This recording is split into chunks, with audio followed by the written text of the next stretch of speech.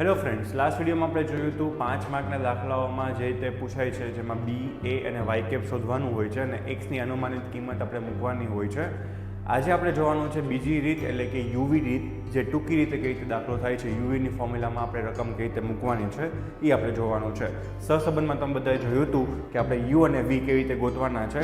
આજે આપણે નિયત સંબંધમાં યુવીવાળી મેથડનો ઉપયોગ કરીને સમજશું કેવી રીતે આપણે સમ્સ કરવાના છે, જેમાં તમને એક્સ અને વાયની કિંમતો આપેલી હશે.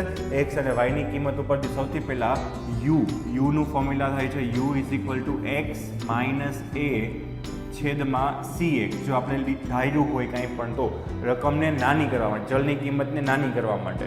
અને વીનું ફોર્મ્યુલા થશે વાય માઇનસ બી છેદમાં સી વાય. બરાબર, બાકી તો યુ વી જેમ કરતા હતા એમ જ થશે.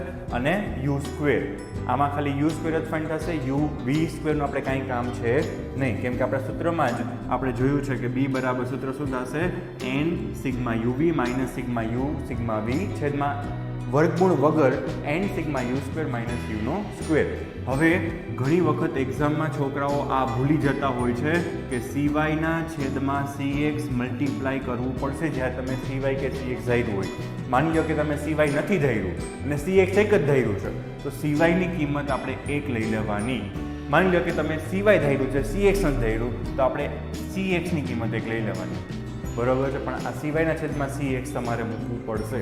બરાબર છે, એટલે તમને બીની કિંમત મળી જશે. અને ત્યાર પછી તો જેમ રૂટીનમાં કરતા હતા એવી રીતે જ છે.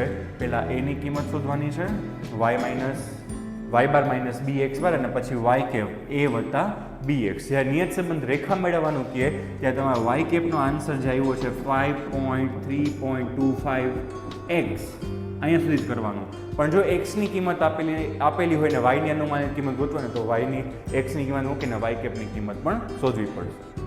Thank you. If you want to see short videos of accounts, like statistics, go to the description and follow the link.